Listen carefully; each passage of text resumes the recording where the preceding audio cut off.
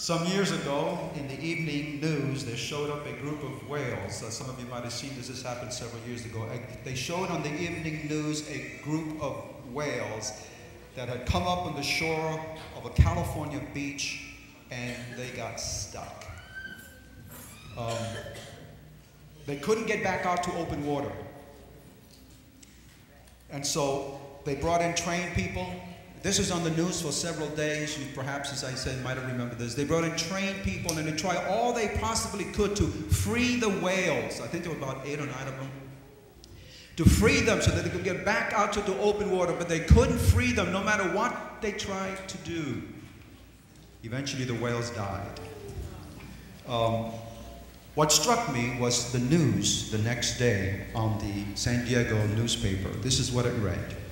It said, "Giants perish chasing minnows." You know what a minnow is? Those little fish, right? Little tiny little things, not very big. I thought about that. Giants perish chasing minnows. And I said to myself, tiny fish, those tiny little things distracted those giant whales. I know why they were chasing the minnows. They were trying to get some food. But somehow they got their radar mixed up. They ended on the beach and they couldn't get out. And so as I thought of that story, my friends, I wonder, is it possible for minor things, to lead the church off course to where it gets hopelessly stuck? Chasing minnows. How about you? I've given that some thought, because I think the answer to that is yes. Yes. You see, and I believe that that's going to be the case. That's going to be true until we get to the main thing, until we agree on the main thing we have been called to do. Until we agree on the main thing that we have been called to do, but perhaps we need to remind ourselves again on what the main thing is that we have been called to keep the main thing. And then commit to keeping the main thing. Do you follow me? In other words, put it all simply, says, keep the main thing the main thing. So the question obviously is, well, what is the main thing?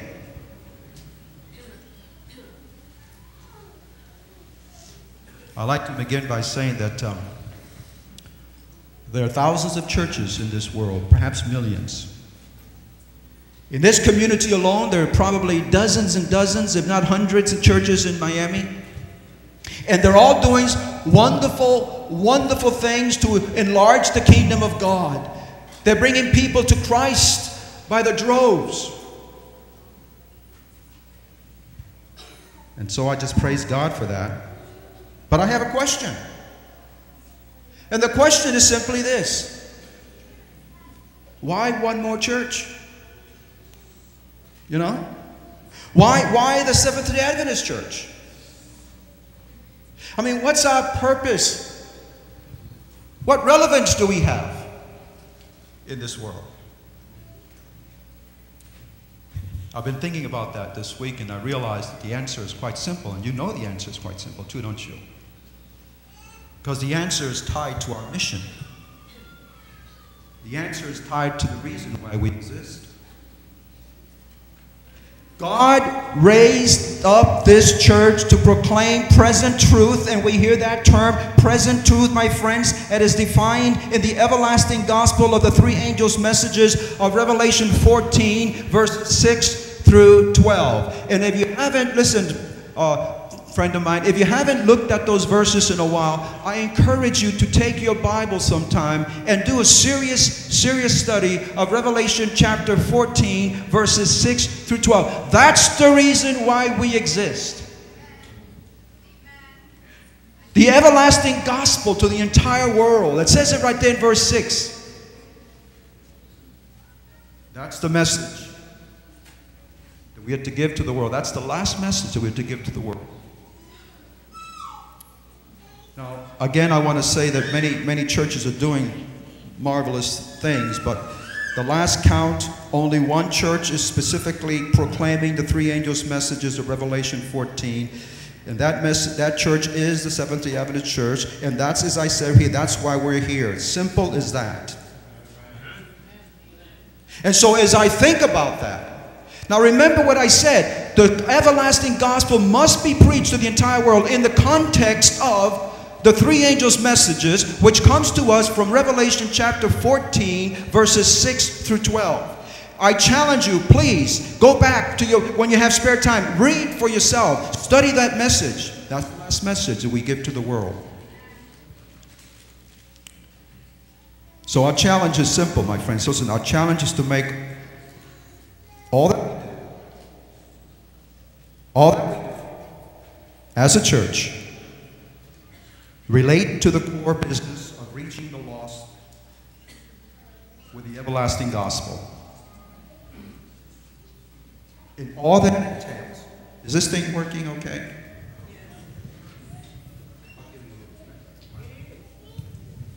Let me try this. Is this one on now? Yes. That one was giving me some feedback. Now, I want to begin by saying, I think the preface to what I just said is so important because I want to challenge you that. The challenge, as I said already, is to make all that we do as a church relate to the core business of reaching the lost with the everlasting gospel of Revelation 14 and all that that entails. And it entails an awful lot. In other words, we must keep the main thing the main thing. Now, this is the third in a series of sermons on the mission and vision that we believe God is calling us to do. Please take your bulletins, if you would, and turn into your section.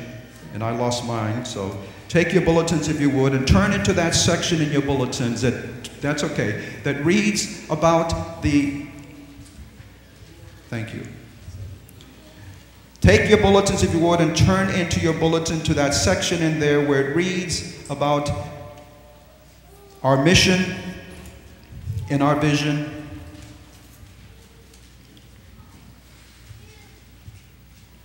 I want you to notice there very carefully. In the first sermon of this series, we looked at the reason for a mission and vision for this church. In the second sermon, we looked at the first stage of our vision, which is to walk intimately with Christ. But I want to begin, before I say that not to lose sight of the mission. Because the mission of Miami Temple is to proclaim the gospel in the context of the three angels' messages. In other words, to lead people to accept Jesus as Savior, to unite with His church, and to prepare people for the soon coming of Jesus. And that's our mission. That's what we've been called to do. That's the kind of disciples that Jesus wants us to become. But I ask myself the question, how is God going to transform us into that type of disciple? How is God going to transform this church into that kind of church? And that's where the mission that God, I should say the vision that God has given to us, that's where the vision comes in. God's vision, you notice there in your paper, God's vision is also very simple. God's vision is to walk intimately with Christ, to live in harmony with other believers, to serve the church and the community, to share the gospel with all people. There it is. That's also very simple. And as we engage in those 4 stages of spiritual growth, God will transform us into the kind of disciples that will fulfill His mission and His vision for this area. I really believe that. So we need both. The mission and the vision.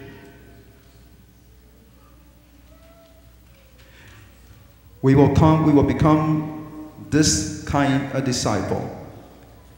This kind of church. We will not do this overnight. It doesn't happen overnight.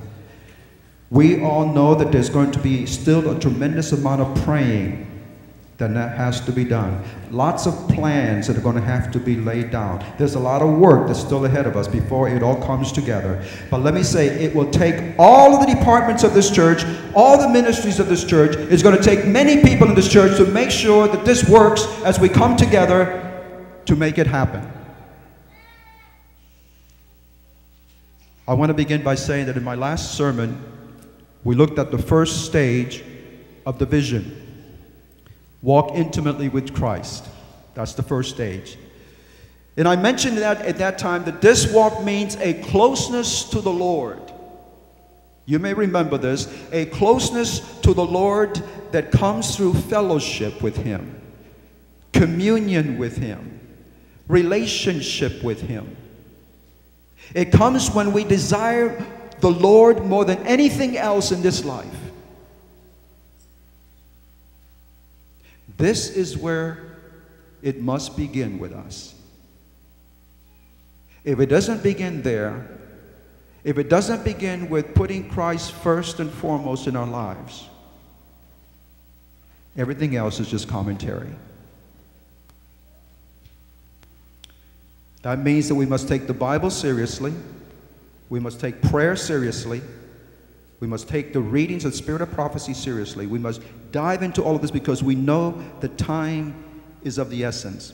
You remember the last time that I preached on this, I used the life of Enoch as an illustration of this intimate walk with the Lord. Enoch, as you remember, we mentioned Enoch had the closest possible walk with the Lord for that time and period. He had the closest possible walk, and he did it for 300 years, and he did it in times of great distress and anxiety and problems in the world, so much so that God was about to destroy the world, if you remember, in a flood. Enoch did not walk in a world that everything was roses. Neither do you and I. This is why Enoch was such a wonderful example. God uses Enoch as an illustration, so he takes Enoch's example of walking close to the Lord, and he highlights that example by translating him into heaven without ever seeing death. That's a wonderful story. And I realize that Enoch represents the last generation of God's people on earth. Like Enoch, the last generation of God's people on earth will experience, my friends, that kind of walk with God that he had. And God will do something even more tremendous than he did for Enoch.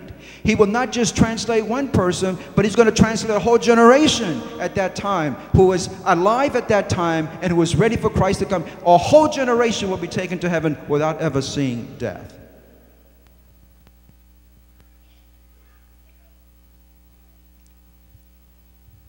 Yes, we live in difficult times, and just like he did.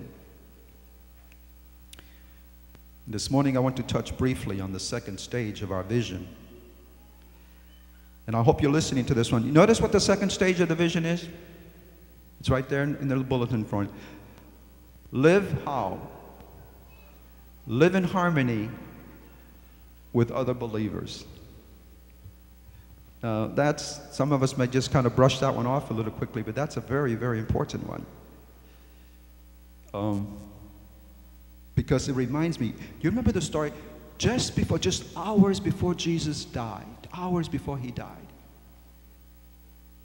he prayed a powerful prayer. And the powerful prayer is recorded for us in the Gospel of John, chapter 17. You take your Bibles and go to John 17, if you would. The Gospel of John, chapter 17.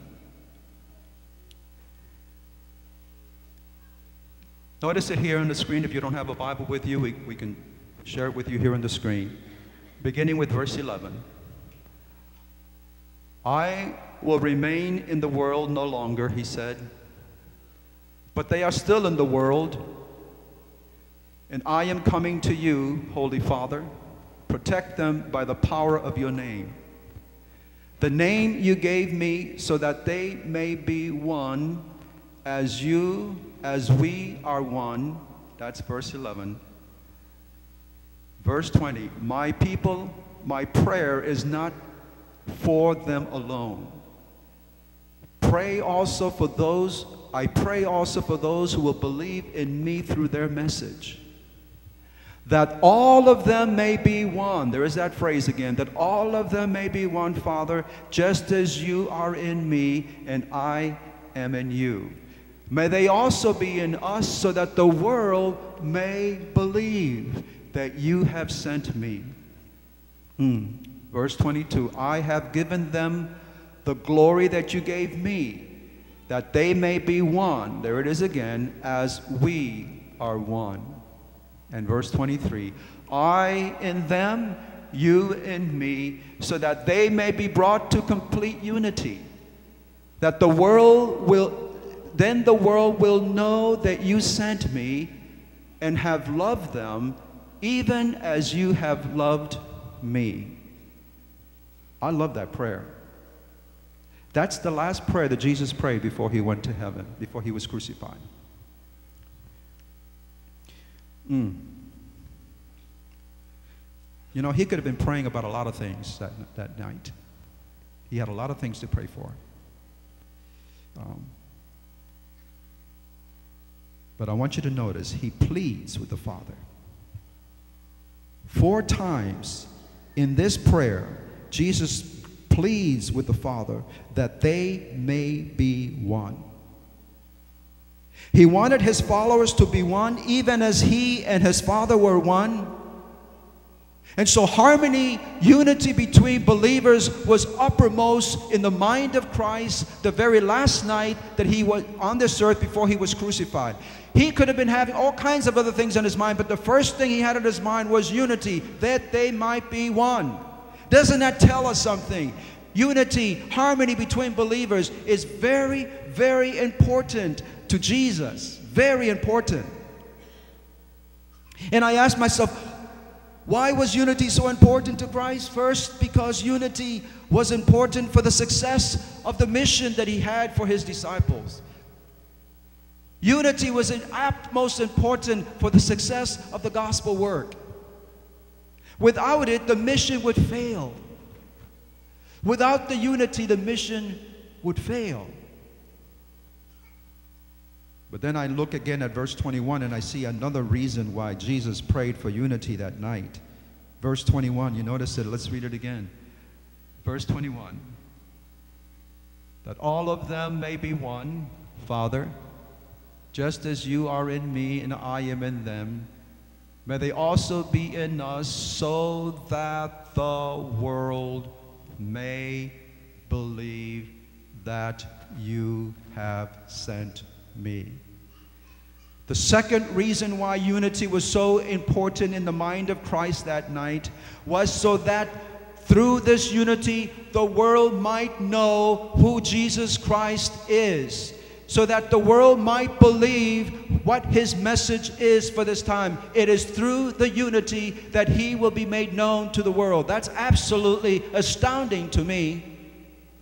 It really, truly is. You see, my friends, listen. The fact is that those in the world today care very little about our doctrines. At the start. But in a world that is racial, ethnic, and cultural divisions, where there's all kinds of divisions, unity can capture their attention. In a world divided by hatred and bigotry and dishonesty and lies, harmony can capture their attention. It is an appealing thing for the world when the world sees God's people united as one, so that the world may know who Jesus Christ is. Now, this is not, of course, to say that doctrine is not important, because we know it is. Jesus said it so beautifully in John, the 8th chapter, John 8, verse 31. Here it is, John 8, 31. This is a powerful verse. It says, if you hold to my teachings, that is doctrines, if you hold to my doctrines, you are really my disciples. Then you will know the truth, and the truth will set you free. Christ understood that teachings were important, but he also understood that the proclamation of the truth must be accompanied by harmony, must be accompanied by unity. When we are united in Christ, it gives credence to our claims, our doctrines. It tells the world that Christ has transformed our lives by the power of His Spirit and His message. And what a powerful message God has given to us. The message is basically, God loves you. God wants to change your life. But to convince the world of such love, unity among His disciples must be imperative. I want you to ponder the words on the screen that were written about 100 years ago that I think make this point very, very clearly. I put in harmony rather than unity. Harmony in diversity among God's children. The manifestation of love and forbearance in spite of difference of disposition. This is the testimony that God sent His Son into the world to save sinners. This harmony is the most convincing proof to the world of the majesty and virtue of Christ and of His power to take away sin. Wow. The powers of darkness, listen to this, I love this. The powers of darkness stand a poor chance against believers who love one another as Christ has loved them, who refuse to create alienation and strife, who stand together, who are kind, courteous, and tender-hearted, cherishing the faith that works by love and purifies the soul. In harmony, there is life, a power that can be obtained in no other way. Sons and daughters of God, page 286. I don't know about you, but that really says something to me. How we get along together as followers of Jesus is absolutely crucial to the fulfillment of our mission. It is absolutely crucial to the fulfillment of the vision that God has given to us. The most convincing proof available to this world of Christ's love is the unity of His church. And I ask myself, why? Why is that so important? Because when people as diverse as you and I are, when we are bound together in harmony by a radical love for one another, that could be the most convincing of the gospel's power to transform and to elevate fallen humanity. So Jesus is saying here in essence, harmony is not an option for the church. It is Christ's mandate, His passionate prayer. That's the reason for the upper room experience. 10 days for building harmony. That was the reason for that. All bitterness, estrangement, differences had to be put away before Pentecost and before the outpouring of the Holy Spirit, before the power to turn the world upside down. It was so important then. God said, I'm going to put you people all up together as different as you are, as divisive as you are. I'm going to put you all together for 10 days in the same room to see how you get along. Pray together, work together, put off all differences. It was only after that that the Holy Spirit was poured out, when God saw that there was harmony among them. If it happened then, it needs to happen today. The same way. I read a cute illustration this week that I think kind of highlights this whole thing of trust, because, you know, harmony creates trust between believers. You know that? Many of us, I should say, are very suspicious of the other person. What are your motives? What are you trying to do here? You know, we try to psych everything out, and we become very suspicious. So I read an interesting little a story this week that illustrates trust. It's a story about a turtle family. Turtle family. A turtle family went on a picnic. Can you imagine that? Turtles going on a picnic. You know how long they took them to prepare for this picnic? 7 years. 7 years to prepare for the picnic. Turtles, as you know, are very slow-moving creatures. And they don't care what's going on. They still move slowly. The family left home searching for a suitable place to have their picnic. And during the 2nd year of their journey, they found a place. Interesting. And for about 6 months, they cleared the area. They unpacked the picnic basket. They took them 6 months to prepare the place for their picnic. Then they discovered something terrible. Somebody forgot the salt. And they discussed, we can't have a picnic without salt. And so they all agreed that somebody had to go back to get the salt. And guess who got chosen? The youngest turtle. The youngest turtle got chosen. And so, although he was the fastest of the slow-moving turtles, this little guy began to whine, and he began to cry, and he began to throw a tantrum. You know how little children can do that? But after a while, he agreed that he would do it. He says, but I'm going to go under one condition. I will go back under one condition. What is that condition? Here's the condition, he says. He says, I will go that no one would eat until I return. No one must eat until I return. They all said, okay, that's fair enough. Hurry up. And so the little guy left 3 years later.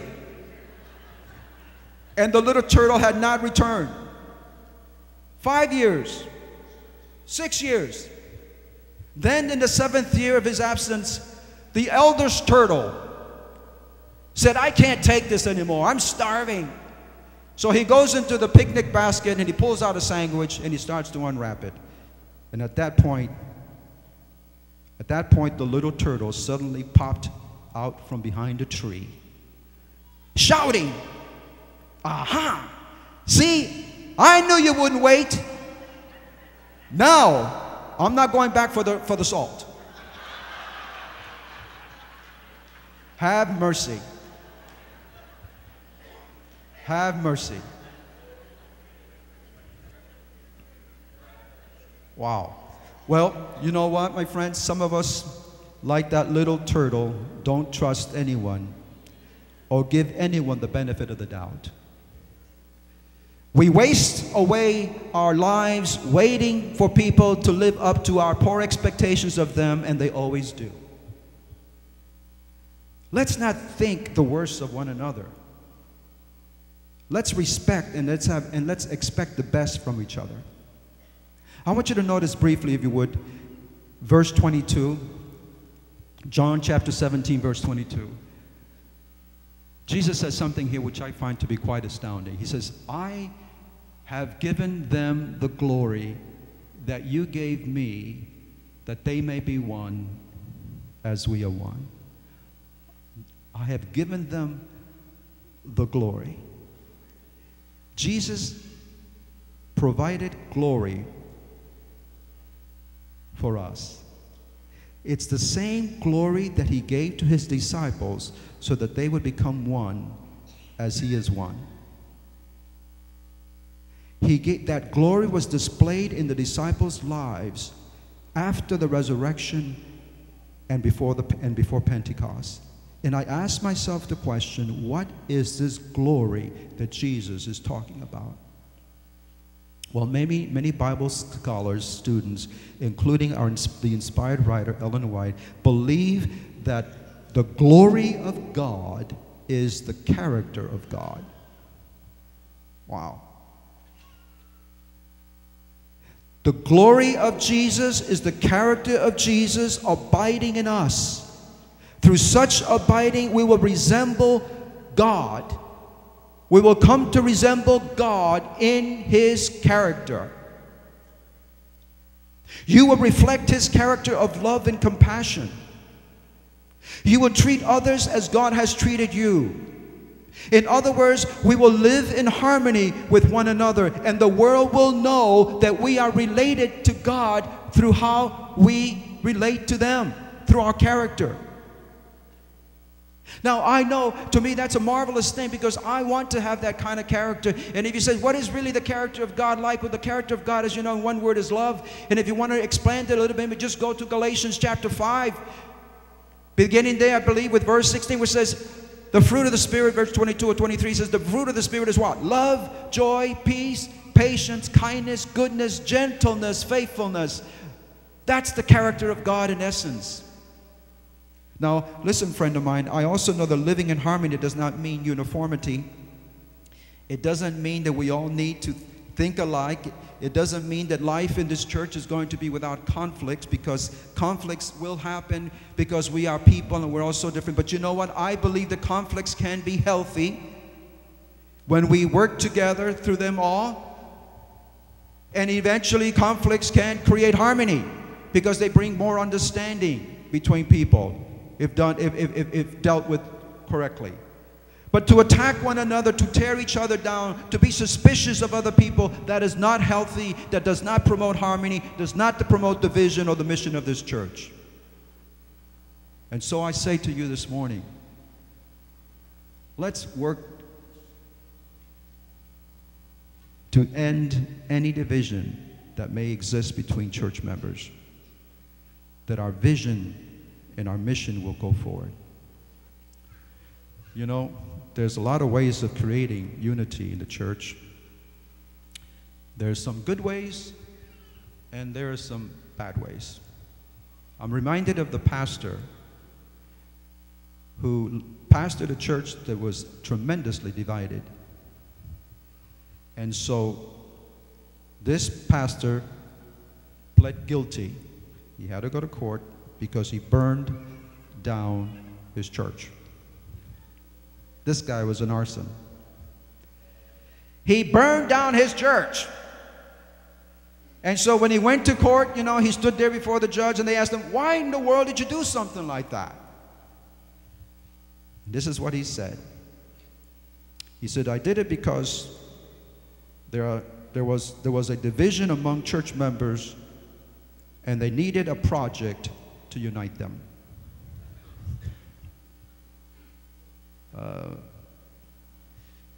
I think what we need is a mission and vision to unite us, and it will unite us.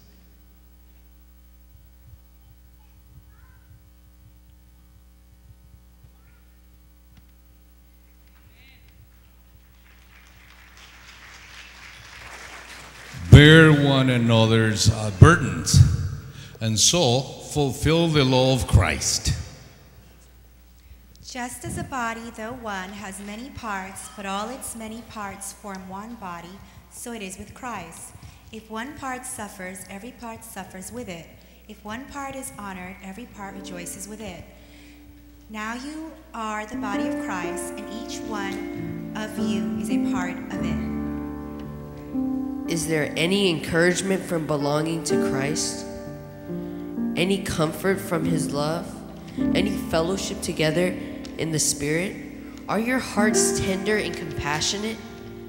Then make me truly happy by agreeing wholeheartedly with each other, loving one another, and working together with one mind and one purpose.